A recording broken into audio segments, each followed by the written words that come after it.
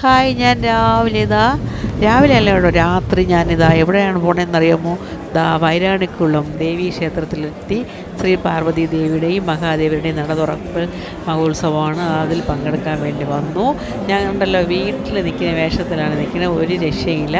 രാത്രി ഒരു 11 മണിയൊക്കെ ആയപ്പോൾ വീട്ടിൽ നിന്ന് ഇറങ്ങിയതാണ്. അങ്ങനെ നമുക്ക് അങ്ങനെ നിന്ന് ഡ്രസ്സൊന്നും ചെയ്യാനുള്ള സൗകര്യങ്ങളൊന്നും ഇല്ലാതിരുന്നതുകൊണ്ട് ബസ് സ്റ്റാൻഡിൽ നിന്നാണ് കുളിച്ച് റെഡിയായത്. അപ്പം വീട്ടിലടുക്കളയിൽ നിൽക്കുന്ന അതേ കോലത്തിലാണ് ഞാനിപ്പോൾ ക്ഷേത്രത്തിൽ നിൽക്കുന്നത്. അതൊന്നും കുഴപ്പമില്ല. നിങ്ങളെല്ലാവരും വീഡിയോ കൊണ്ട് സപ്പോർട്ട് ചെയ്യണം. എല്ലാവരും വീഡിയോ കണ്ടു നോക്ക്, എന്നിട്ട് അഭിപ്രായങ്ങൾ പറയുക. ഇതാണ് തിരുവൈരാണിക്കുളം ദേവീ ക്ഷേത്രം. നിങ്ങൾ കണ്ട് സപ്പോർട്ട് ചെയ്യും. ഭയങ്കര തിരക്കായിരുന്നു കേട്ടോ.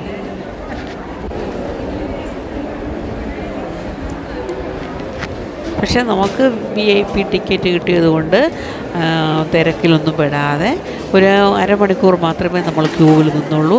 നമുക്ക് കയറി ദേവിയെ കാണാൻ പറ്റി. പിന്നെ മഞ്ഞൾ നിറയ്ക്കാൻ പറ്റി. ഞാനതൊക്കെ ചെയ്തു കേട്ടോ. എല്ലാ ചടങ്ങും എൻ്റെ മക്കൾക്ക് വേണ്ടി, കൊച്ചുമക്കൾക്ക് വേണ്ടിയൊക്കെ ഞാൻ ചെയ്തു. എല്ലാവരും വീഡിയോ കാണണേ.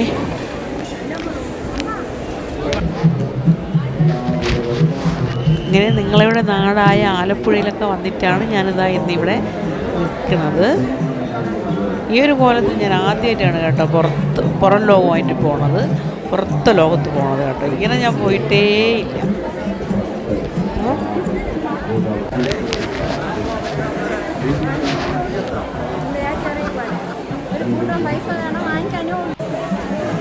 ഇത്രയൊക്കെ വീഡിയോ എടുക്കാനേ കഴിയുള്ളൂ കേട്ടോ. നമുക്ക് വീഡിയോ എടുക്കാനൊന്നും തോന്നൂല. ദേവിയുടെ നട തുറന്നിരിക്കുന്ന ആ ഉത്സവകാലമായതുകൊണ്ട് അങ്ങനെ നമ്മളതാ തിരിച്ചു വരുന്നതാണ്. എല്ലാ ആഘോഷങ്ങളും കഴിഞ്ഞ് ഞങ്ങൾ 9:30 ആയപ്പോഴേക്കും ഞങ്ങളെ ദേവി ദർശനമൊക്കെ കഴിഞ്ഞ് നമ്മൾ പുറത്തിറങ്ങി കഴിഞ്ഞിരുന്നു. ഞങ്ങൾ തിരിച്ചു വരുന്നതാണ്.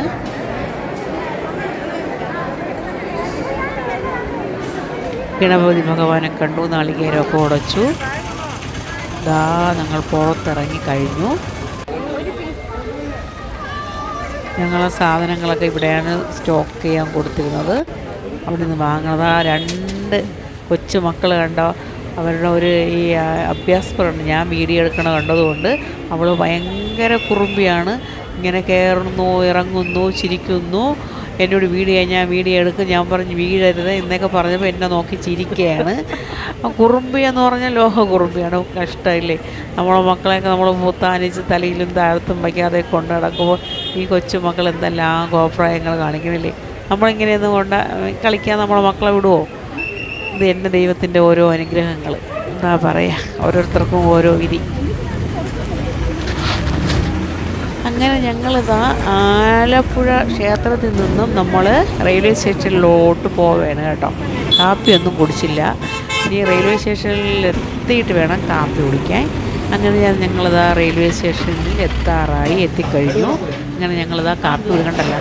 ഇതാണ് നമ്മുടെ സ്ഥായിയായ വിധികർത്താവ്. ഇദ്ദേഹം VIP ആണ് കേട്ടോ. ഇദ്ദേഹം നമുക്ക് VIP സർട്ടിഫിക്കറ്റൊക്കെ വാങ്ങി തന്നു. അങ്ങനെ നമ്മൾ VIP KSRTC പിന്നെ നമ്മളെ സെക്രട്ടേറിയറ്റ് ജോലി ഉണ്ടായിരുന്നതിൻ്റെ ഒരു പൊരുൾ ഇന്നാണ് മനസ്സിലായത്. ആളിന് 3 അവിടെ VIP സർട്ടിഫിക്കറ്റൊക്കെ കൊടുത്തു, തൊഴിൽ ചീട്ട് കൊടുത്തു. അങ്ങനെ നമുക്ക് നേരിട്ട് പോയി കയറി തൊഴാനൊക്കെ കഴിഞ്ഞു. അങ്ങനെ നമ്മൾ ഭക്ഷണമൊക്കെ കഴിച്ച് വീട്ടിലോട്ട് തിരിച്ചു വരുന്നതാണ്. ഉറക്കമില്ലാത്ത 2 വ്യക്തികൾ ഇപ്പോൾ ഉറങ്ങണം, നോക്കിക്കൊള്ളണേ.